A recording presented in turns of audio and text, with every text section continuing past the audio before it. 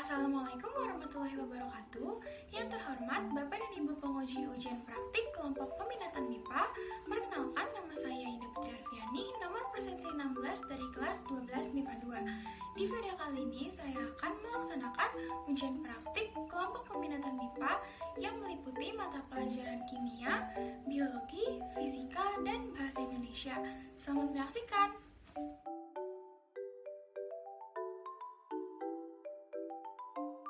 Alat dan bahan yang dibutuhkan adalah betadin, tusuk gigi sebagai pengaduk, lalu bahan makanan yang akan diuji. Pada kesempatan kali ini saya menggunakan kentang, putih telur yang sudah direbus, nasi, sereal, keju, tahu, dan roti.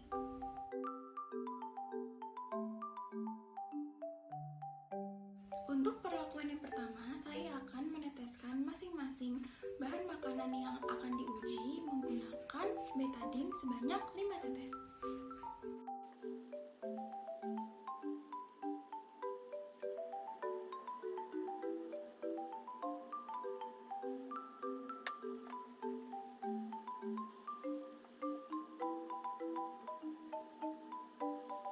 Setelah itu kita amati perubahan warna pada masing-masing bahan makanannya. Berikut adalah hasil dari perubahan warna yang ditunjukkan oleh masing-masing bahan makanan. Yang pertama, ada nasi. Untuk nasi, warna betadin berubah menjadi ungu kebiruan. Lalu untuk roti juga berubah menjadi ungu kebiruan. Sereal juga berubah menjadi ungu kebiruan. Untuk kentang juga berubah menjadi warna ungu kebiruan. Pada telur tidak menunjukkan perubahan warna betadin. Pada keju menunjukkan perubahan warna ungu kebiruan. Dan pada tahu tidak menunjukkan perubahan warna betadin.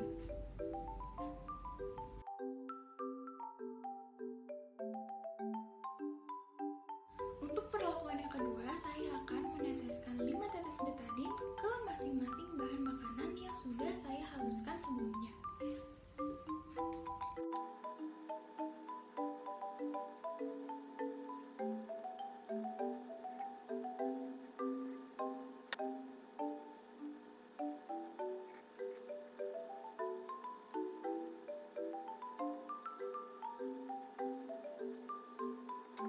Setelah itu kita amati perubahan warna yang terjadi pada masing-masing bahan makanan. Berikut adalah perubahan pada masing-masing bahan makanan yang telah dihaluskan setelah ditetesi oleh betadin. Untuk nasi, warna betadin berubah menjadi ungu kebiruan. Pada kentang juga berubah menjadi ungu kebiruan. Pada telur tidak terjadi perubahan warna betadin sama sekali. Pada sereal terjadi perubahan warna menjadi ungu kebiruan.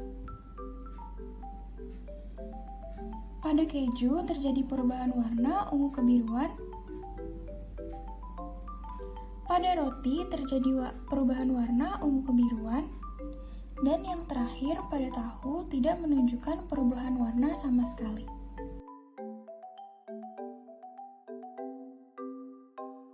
Untuk perlakuan yang ketiga, makanan dikunyah terlebih dahulu. Setelah itu, makanan dikeluarkan kembali dan diteteskan betadin sebanyak 5 tetes.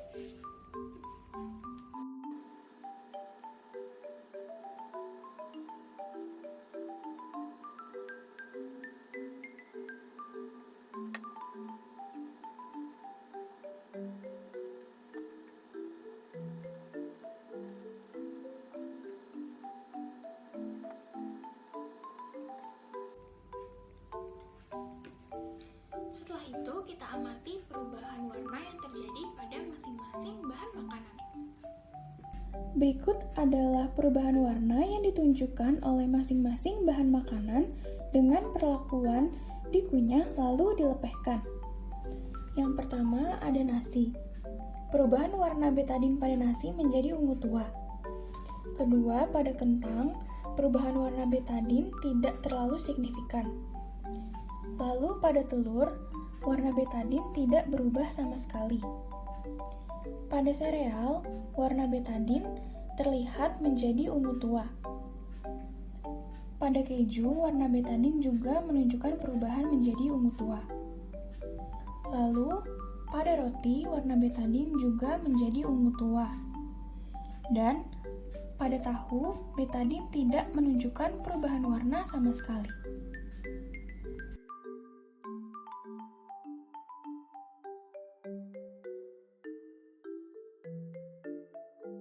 Pertanyaan nomor 1, langkah-langkah utama dalam metode ilmiah. Yang pertama, melaksanakan pengamatan atau observasi.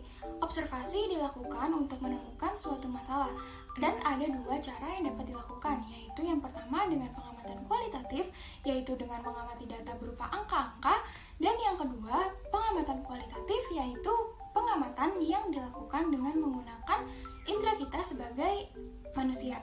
Yang kedua, ada merumuskan masalah. Merumuskan masalah dapat dilakukan dengan mengajukan pertanyaan-pertanyaan mengenai objek penelitian dengan ketentuan sebagai berikut. Yang pertama, pertanyaan harus ditanyakan dengan jelas. Yang kedua, pertanyaan tidak menimbulkan penafsiran ganda. Dan yang ketiga, rumusan masalah ditanyakan dengan kalimat tanya 5W plus 1H atau apa, siapa, kapan, di mana, mengapa, dan bagaimana. Yang ketiga, ada kajian pustaka atau mengumpulkan informasi. Kajian pustaka adalah panduan-panduan dari beberapa literatur yang mendukung teori yang dapat dijadikan acuan dalam penelitian baik dari buku-buku maupun informasi-informasi yang tersedia di internet. Dan yang keempat, ada membuat hipotesis atau dugaan sementara. Hipotesis adalah dugaan sementara atau suatu ide tentang penyelesaian masalah yang diajukan dalam penelitian ilmiah atau proyek ilmiah. Perumusan hipotesis dinyatakan sebelum penelitian sesuai topik yang akan dilakukan, dan kebenaran hipotesis perlu diuji lebih lanjut melalui penelitian. Yang kelima, ada melakukan eksperimen. Eksperimen dilakukan untuk menguji hipotesis yang telah diajukan. Hipotesis yang diajukan mengandung 3 variabel yang berpengaruh pada eksperimen, yaitu ada yang pertama variabel bebas, yaitu variabel yang dapat diubah secara bebas oleh peneliti. Dan yang kedua ada variabel terikat, yaitu variabel yang diteliti dan perubahannya bergantung kepada variabel bebas. Yang ketiga, variabel kontrol atau variabel yang selama eksperimen dipertahankan tetap. Dan yang keenam ada menganalisis data. Analisis data adalah proses pengolahan data yang bertujuan untuk menemukan informasi yang berguna dalam penelitian sehingga dapat dijadikan dasar dalam pengambilan keputusan untuk suatu permasalahan. Dan menganalisis data dapat dilakukan untuk mendapatkan informasi yang baru, yang lebih mudah dimengerti dan berguna dalam penelitian. Dan yang terakhir itu adalah penarikan kesimpulan. Kesimpulan dalam penelitian adalah ringkasan analisis data yang menghubungkan hasil eksperimen dengan hipotesis, termasuk juga alasan-alasan untuk hasil eksperimen yang bertentangan dengan hipotesis. Dan jika memungkinkan, kesimpulan diakhiri dengan memberikan pemikiran berupa pertanyaan untuk penelitian lebih lanjut. Pertanyaan nomor 2, pengelompokan kegiatan yang telah dilakukan ke dalam tahapan metode ilmiah. Berdasarkan percobaan yang telah dilakukan, seluruh langkah-langkah metode ilmiah sudah terpenuhi. Yang pertama, melaksanakan pengamatan atau observasi. Pengamatan dilakukan terhadap bahan makanan yang dimakan sehari-hari. Setiap bahan makanan mempunyai karakteristik, rasa, bahkan kandungan yang berbeda-beda.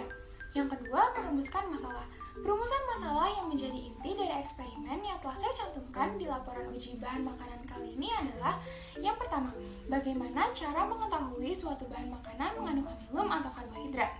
Yang kedua, bagaimana cara menguji adanya kandungan karbohidrat dalam suatu bahan makanan. Yang ketiga, mengapa betadin yang dijadikan variabel kontrol dalam percobaan ini. Dan yang keempat, bagaimana perubahan yang terjadi pada setiap makanan yang ditetesi betadin.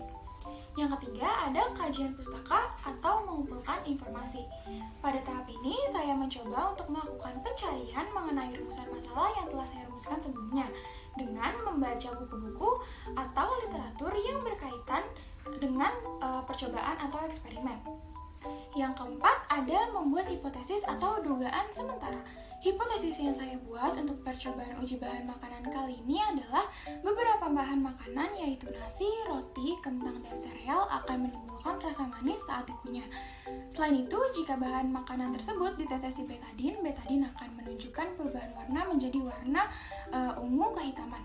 Namun, untuk bahan-bahan yang tidak menimbulkan rasa manis saat dikunyah, seperti tahu, telur, dan keju, saat ditetesi betadin, kemungkinan betadin tidak menunjukkan perubahan warna. Dan yang kelima, ada melakukan percobaan atau eksperimen. Dalam melakukan percobaan, saya mengambil beberapa bahan makanan untuk dijadikan sampel uji. Bahan makanan yang saya gunakan adalah nasi putih, roti, kentang, tahu, keju, sereal, dan telur. Percobaan yang saya lakukan adalah dengan menaruh sedikit bahan makanan tersebut ke dalam wadah, kemudian diteteskan betadin sebanyak 5 tetes. Setelah itu, saya amati perubahan dari masing-masing bahan makanan yang telah ditetesi oleh betadin, lalu saya catat ke dalam tabel pengamatan. Selain itu, terdapat dua perlakuan lainnya, yaitu yang pertama, makanan dihaluskan, kemudian ditetesi betadin, dan yang kedua, bahan makanan dikunyah, lalu dikeluarkan dari mulut, dan ditetesi betadin.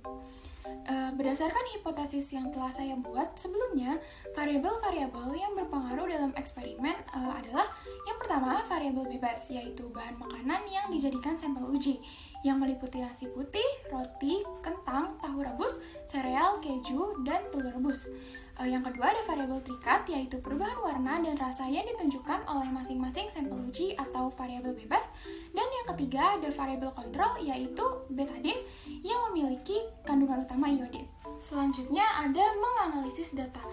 Analisis data yang saya lakukan adalah dengan menginterpretasikan data di dalam tabel pengamatan menjadi informasi dalam bentuk poin-poin penting sehingga informasi dapat lebih mudah dipahami. Dan step yang terakhir adalah menarik kesimpulan. Pada tahap penarikan kesimpulan, saya menyimpulkan bahwa bahan makanan yang mengandung amilum atau karbohidrat akan menunjukkan perubahan warna menjadi ungu kebiruan setelah ditetesi betadin. Namun, pada bahan makanan yang tidak mengandung amilum atau karbohidrat, betadin tidak menunjukkan perubahan warna sama sekali. Selain itu, bahan makanan yang mengandung amilum atau karbohidrat, jika dikunyah, lama-kelamaan makanan akan terasa manis. Maka dari itu, dari sampel yang telah saya gunakan, bahan makanan yang mengandung amilum atau karbohidrat adalah nasi putih, roti, kentang, keju, dan sereal. Sedangkan bahan makanan yang tidak mengandung amilum atau karbohidrat adalah tahu dan telur. Pertanyaan nomor 3, 3 hal yang harus dilakukan sebagai bagian dari keselamatan kerja pada percobaan kali ini adalah yang pertama, mencuci tangan sebelum dan setelah melakukan percobaan. Yang kedua, mencuci peralatan eksperimen sebelum dan setelah digunakan dengan bersih. Dan yang ketiga, membuang bahan sisa atau limbah hasil eksperimen ke tempat sampah yang sesuai dengan golongannya. Yang terakhir, saya akan mempresentasikan laporan praktikum uji bahan makanan yang telah saya susun. Yang pertama, ada judul dari laporan kali ini adalah uji kandungan zat karbohidrat pada bahan makanan. Yang kedua, landasan teori. Landasan teorinya adalah makanan menjadi salah satu kebutuhan pokok kita sebagai manusia untuk mendapatkan energi, dan berdasarkan strukturnya, karbohidrat digolongkan menjadi 3, yaitu monosakarida, disakarida, dan polisakarida. Amilum atau pati adalah karbohidrat kompleks yang tidak terlarut dalam air, berwujud bubuk putih tawar dan tidak berbau. Dan kandungan amilum banyak ditemukan di makanan seperti pada nasi, roti, jagung, kentang, gandum, dan sebagainya. Untuk mengetahui kandungan amilum, kita dapat menguji dengan meneteskan betadin pada bahan makanan yang ingin kita analisis. Dan betadin ini adalah obat antiseptik yang digunakan untuk membersihkan luka dan mencegah terjadinya infeksi pada luka. Perubahan warna pada bahan makanan apabila ditetesi betadin disebabkan oleh adanya ikatan yang terjadi antara iodin yang ada di dalam betadin dan amilum pada bahan makanan. Jika bahan makanan mengandung amilum, saat diteteskan betadin akan menimbulkan warna biru sampai kehitaman, dan semakin hitam perubahan warna betadin yang ditimbulkan, maka semakin banyak kandungan amilum dalam makanan tersebut. Dan namun, jika bahan makanan tidak mengandung amilum, betadin tidak akan menunjukkan perubahan warna sama sekali. selanjutnya yaitu rumusan masalah. Rumusan masalah dalam penelitian ini yaitu yang pertama, bagaimana cara mengetahui suatu bahan makanan mengandung amilum atau karbohidrat. Yang kedua, bagaimana cara menguji adanya kandungan karbohidrat dalam suatu bahan makanan. Dan yang ketiga, mengapa betadin yang dijadikan variabel kontrol dalam percobaan ini. Dan yang keempat, bagaimana perubahan yang terjadi pada setiap bahan makanan setelah ditetesi betadin. Poin selanjutnya yaitu tujuan penelitian. Tujuan penelitian ini antara lain, yang pertama, mengetahui bahan makanan yang mengandung karbohidrat. Yang kedua, menguji adanya kandungan karbohidrat terhadap beberapa bahan makanan. Dan yang ketiga, mengetahui perubahan warna yang ditimbulkan pada beberapa bahan makanan setelah ditetesi betadin atau iodin. Dan hipotesis penelitiannya yaitu bahan makanan yang mengandung amilum atau karbohidrat akan menunjukkan perubahan warna apabila ditetesi dengan betadin. Semakin gelap perubahan warna yang ditunjukkan, maka semakin banyak kandungan amilum atau karbohidrat yang ada dalam bahan makanan tersebut. Selain itu, makanan yang akan menunjukkan perubahan warna diantaranya ada nasi, roti, kentang, dan sereal. Sedangkan bahan makanan yang sedikit atau tidak mengandung karbohidrat sama sekali adalah tahu, telur, dan keju. Untuk waktu dan tempat penelitian dilaksanakan pada hari Kamis tanggal 10 Februari 2022 bertempat di Pesona Cipadu Townhouse nomor 2 RT1 RW RT8 RW1 Cipadu Larangan, Tangerang. Untuk alat dan bahan, yang pertama ada alat yaitu piring plastik, yang kedua tusuk gigi, yang ketiga lampung palu, dan tisu. Untuk bahan ada 3-5 tetes betadin, lalu ada nasi putih, roti, kentang, telur, sereal, tahu, dan keju. Untuk prosedur penelitian atau langkah kerjanya, yang pertama, letakkan beberapa makanan di dalam piring plastik yang telah disiapkan. Yang kedua, amati bahan makanan sebelum dikenakan perlakuan.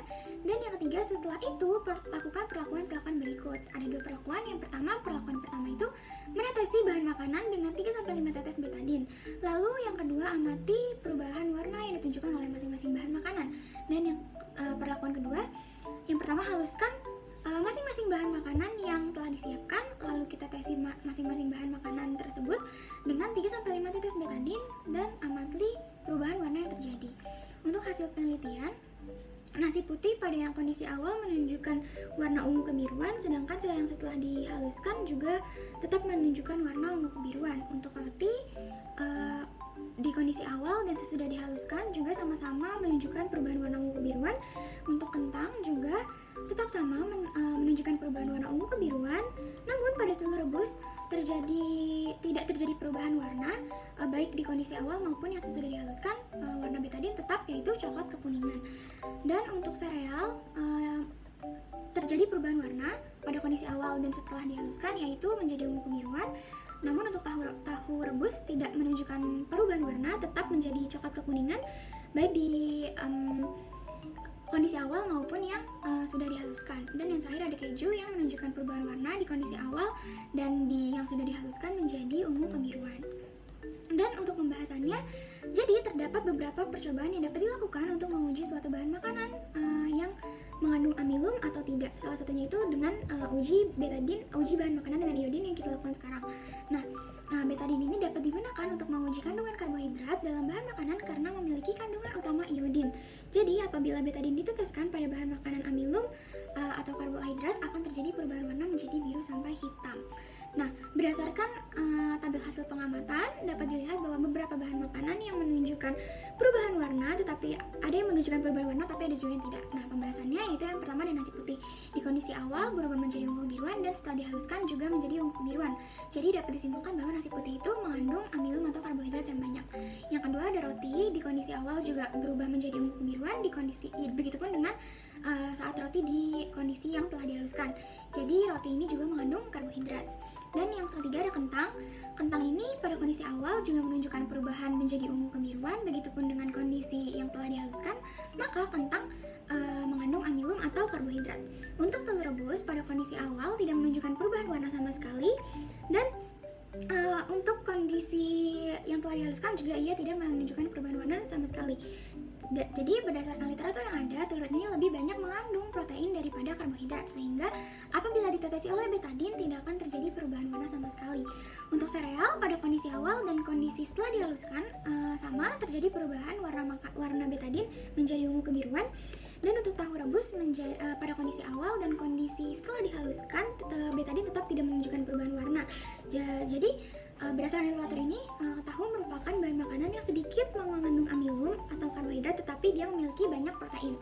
Dan ada keju. Untuk keju di kondisi awal dan kondisi setelah dihaluskan sama, yaitu dia menunjukkan perubahan warna menjadi ungu kebiruan. Jadi keju ini merupakan bahan makanan yang mengandung protein, tapi rasa asin yang terdapat pada keju ini bisa disebabkan karena keju mengandung garam yang tidak beriodium. Selain itu, keju memiliki bermacam-macam jenis dan merek yang berbeda-beda, sehingga keju juga memiliki karakteristik yang berbeda-beda juga. Dan untuk yang terakhir adalah kesimpulan dan saran.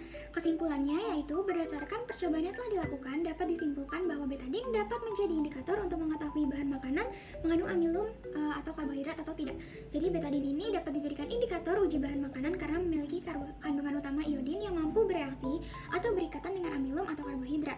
Lalu perubahan warna pada betadine, perubahan warna pada bahan makanan apabila deteksi betadine disebabkan karena adanya ikatan yang terjadi antara iodin yang ada di dalam betadine dan amilum pada bahan makanan. Bahan makanan yang mengandung amilum atau karbohidrat akan menunjukkan perubahan warna pada betadine menjadi biru sampai hitam. Namun pada bahan makanan yang tidak mengandung karbohidrat, betadine tidak akan menunjukkan perubahan warna sama sekali. Dan semakin hitam perubahan warna betadine yang ditimbulkan, maka semakin banyak kandungan amilum. Dan untuk percobaan kali ini dapat disimpulkan bahwa bahan makanan yang mengandung amilum atau karbohidrat itu ada nasi, roti, kentang, sereal, dan keju, sedangkan yang tidak mengandung amilum itu ada tahu dan telur. Untuk saran dalam percobaan kali ini adalah yang pertama, jangan menggunakan bahan makanan yang akan dijadikan sampel uji terlalu banyak agar tidak mubazir. Yang kedua, setelah selesai praktikum, cuci peralatan yang digunakan dengan bersih. Dan yang ketiga, buang sampah hasil sisa eksperimen ke tempat sampah yang dengan benar agar tidak membahayakan orang lain. Sekian ujian praktik kelompok peminatan MIPA yang telah saya lakukan. Terima kasih kepada Bapak dan Ibu penguji. Kurang lebihnya mohon